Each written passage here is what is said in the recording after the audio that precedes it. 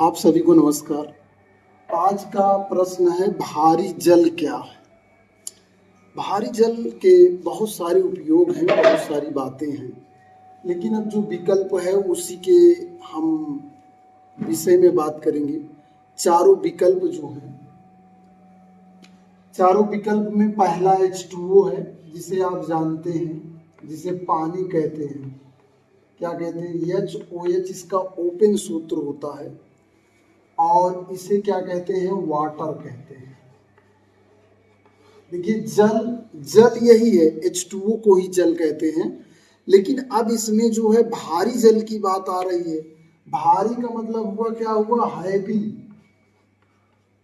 Heavy भारी का मतलब ये हुआ कि इस वाले अणुभार से इसका अणुभार जो है वो ज्यादा होगा।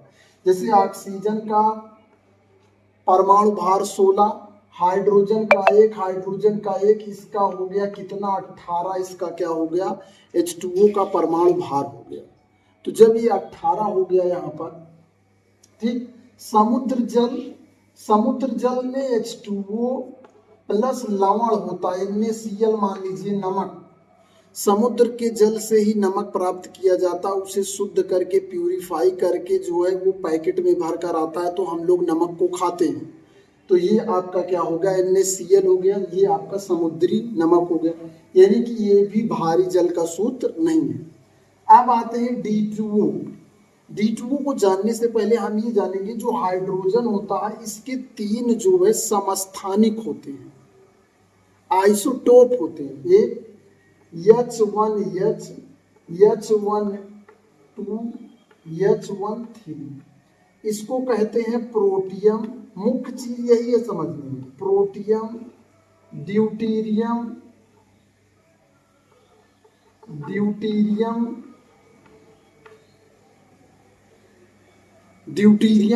और ट्राइटियम। ये 3 चीजें जो हैं ये हाइड्रोजन के रूप हैं। इसी में से ये जो H1 2 है, इसे सिंबल जो है D से लिखा जाता है। हाइड्रोजन का ही एक समस्थानिक है जिसे D से लिखा जाता है।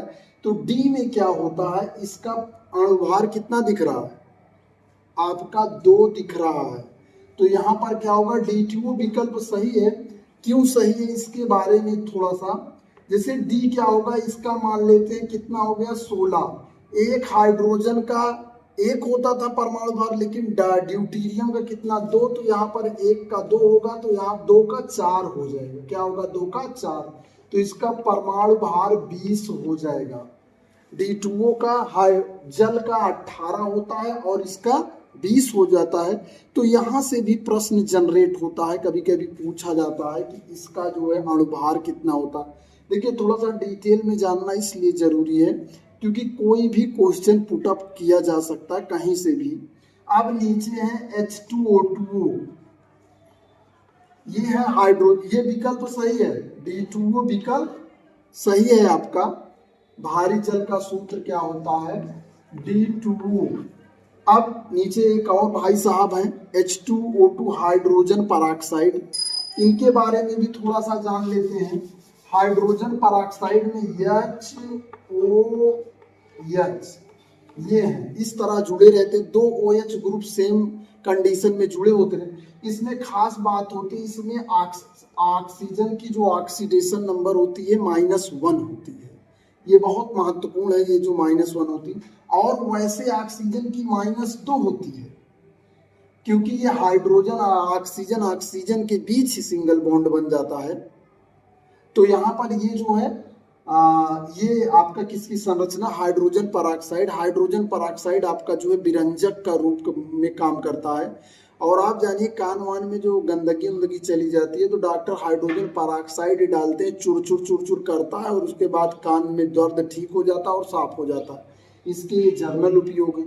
D2O भारी जल के क्या उपयोग है? भारी जल जो है नाभिकीय रिएक्टर में जो है न्यूट्रॉन को मंद करने के लिए काम करते हैं। अब ये रिएक्टर क्या होता है? जहां पर परमाणुओं को दगाकर, विस्फोट कराकर असीम ऊर्जा को मानव के उपयोगी ऊर्जा में बदला जाता है, उस वहां पर नाभिकीय रिएक्टर होता है। जैसे बड़े बड़े, जैसे मान लीजिए कोयले से एनर्जी मिलना समाप्त हो गई, पेट्रोल से मिलना समाप्त हो गई, तो फ्यूचर की जो एनर्जी है वो नाभिकीय रिएक्टर ही है। तो आशा करते हैं भारी जल D2O और अन्य चीजें आपको समझ में आई होंगी। इस वीडियो में इतना ही। आप सभी का यहाँ तक वीडियो देखने के लिए बहुत बहुत धन्यवाद। वीडियो को शेयर करें, चैनल को सब्सक्राइब करें, दोस्तों को भेजें ताकि ये जानकारी सभी को मिल सके। धन्यवाद।